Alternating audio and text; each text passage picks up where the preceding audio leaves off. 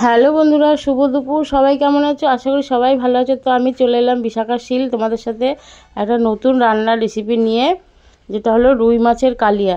তো আজকে তোমাদের সাথে এই রান্নাটা শেয়ার করছি। যদি ভিডিওটা ভালো লাগে তো লাইক কমেন্ট শেয়ার করে অবশ্যই পাশে থেকো। তো দেখো বাইরের ওয়েদারটা কেমন মেঘ করে এসেছে, মেঘও ডাকছে খুব। আর এদিকে আমি রান্নাও বসিয়ে দিয়েছি। আর দেখো কেমন আকাশটা একদম অন্ধকার করে এসেছে, আর বৃষ্টিও নেমে গেছে বলতে না বলতেই।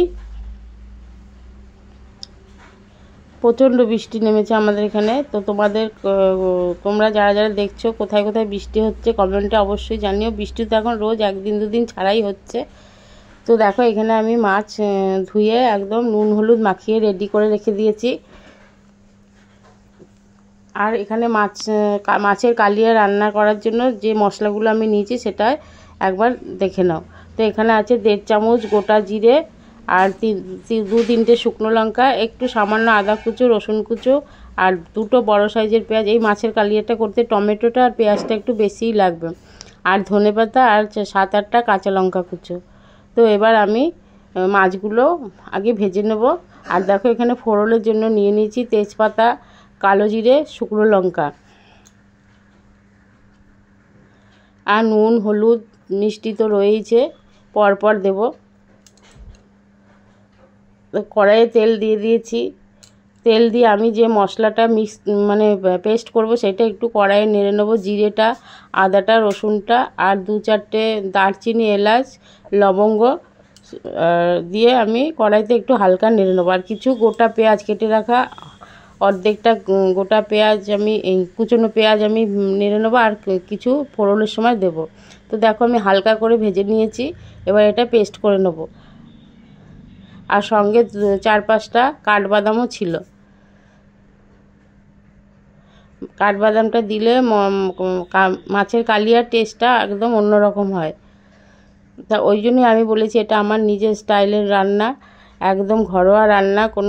অনেকে বলে আজকে রান্নাটা এমন হয়েছে একদম বিয়েবাড়ি অনুষ্ঠান বাড়ির মতন, কিন্তু না, আমি একদম ঘরোয়া রান্নাই করেছি, কোনো হেবিজিবি মশলা নয়। তো তোমরা দেখতে থাকো পুরো ভিডিওটা, কেউ স্কিপ করো না। আমি মাছটা এখানে ভাজা বসিয়ে দিয়েছি।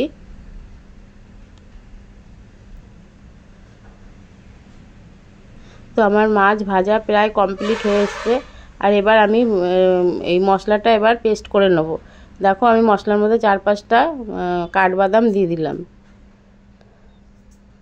এবার ফোড়নে দিয়ে দেবো যেটা ফোড়নের জন্য রেখেছিলাম, কালো জিরে, শুকনো লঙ্কা, তেজপাতা। আমি ফোড়ন দিয়ে যেটা বাকি পেঁয়াজ ছিল, 2টো বড় বড় পেঁয়াজের মধ্যে কিছু পেস্ট করেছি, আর কিছু এবার আমি ফোড়নে দিয়ে দেবো। পেঁয়াজটা একটু ভাজা ভাজা হয়ে গেলে এর মধ্যে নুন হলুদ মিষ্টি দিয়ে আবার একটু নাড়াচাড়া করে নেব।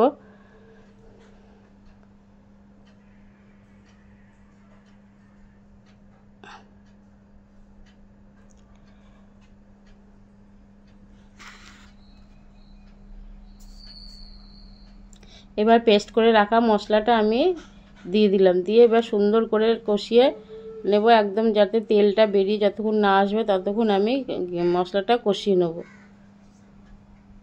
এরপর টমেটোটা দিয়ে দেবো। সরি, আমি একটা কথা ভুল বললাম, টমেটোটা আমি একসাথেই পেস্ট করে নিয়েছিলাম। টমেটোটা আমি পরে দিইনি, একদম মশলার সাথে পেস্ট করে নিয়েছিলাম।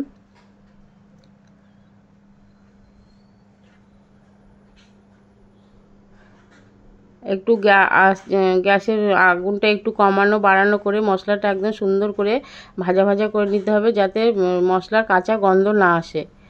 তো দেখো বন্ধুরা, এখানে কত সুন্দরভাবে মশলাটা কষানো হয়ে গেছে। দেখো তেলও বেরিয়ে এসেছে। এবার আমি প্রথমে অল্প জল দিয়ে একটু নাড়াচাড়া দিয়ে তারপরে সামান্য জল দেবো। আমি মাছের কালিয়াটা একটু গামাখা গামাখা করবো, খুব শুকনো শুকনোও না। এবার কুচিয়ে রাখা কাঁচা লঙ্কাগুলো দিয়ে দিলাম।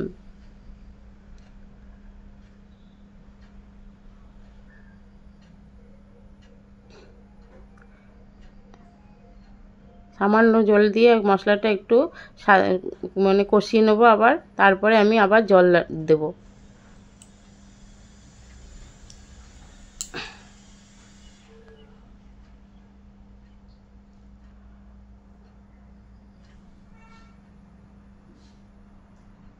আবার অল্প জল আমি দিয়ে দিলাম। তো আমি মাখা মাখা করেছিলাম, তোমরা চাইলে একটু বেশি ঝোল ঝোল করেও খেতে পারো, খারাপ লাগবে না।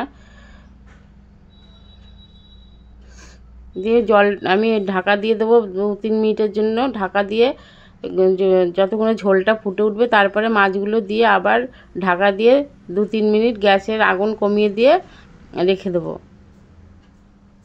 তো দেখো ঝোলটা ফুটে উঠেছে, এবার আমি মাছগুলো দিয়ে আবার ঢাকা দিয়ে দেবো। গ্যাসটা কমিয়ে 2-3 মিনিট ঢাকা দিয়ে রেখে দেবো, ততক্ষণে মাছও সিদ্ধ হয়ে যাবে, ঝোলটাও ফুটে যাবে।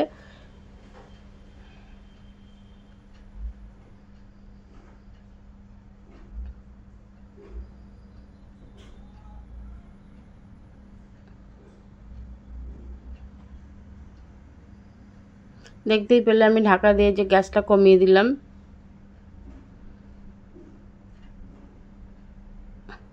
তো আমি 2-3 মিনিট পর ঢাকা খুলে দিয়েছি। দেখো আমার মাছের কালিয়া এখানে মোটামুটি রেডি একদম। তো দেখো কালারটাও কত সুন্দর হয়েছে। এরপরে আমি ধনেপাতা ছড়িয়ে নামিয়ে নেব।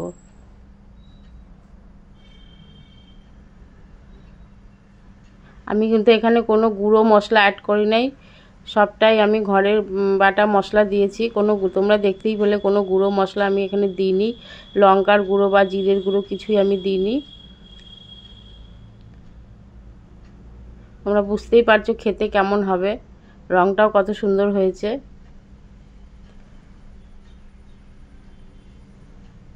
মাছের কালিয়া আমার রেডি। যদি ভিডিওটা ভালো লাগে তোমরাও ঘরে এরকম করে খেও বন্ধুরা, আশা করি ভালো লাগবে আমার এই ঘরোয়া রান্না। আমি তো কোনো হেবেজিবি মশলাও আমি এর মধ্যে দিইনি, প্রত্যেকটা মশলাই ঘরের মশলা। আবার বলবো যদি ভালো লাগে লাইক কমেন্ট শেয়ার করে অবশ্যই পাশে থেকো। আর যারা ইউটিউব থেকে দেখছো আমার চ্যানেলটা সাবস্ক্রাইব করে দিয়ে পাশে থেকো। আর যারা ফেসবুক থেকে দেখছো আমার পেজটা ফলো করে আমার পাশে থেকো। দেখো আমার মাছের কালিয়া রেডি, ধনেপাতা দিয়ে দিলাম। আর কেমন হয়েছে রান্নাটা কমেন্টটা অবশ্যই জানিও, কোথায় যদি কিছু ভুল থাকে সেটাও বলো। তো চলো আজকে দুপুরের মতন এখানেই ভিডিওটা শেষ করছি। আবার দেখা হবে সন্ধে রাতে, গল্প হবে, কথা হবে বন্ধুরা। তো দেখো মাছের কালিয়া রেডি। তো চলো টাটা বাই।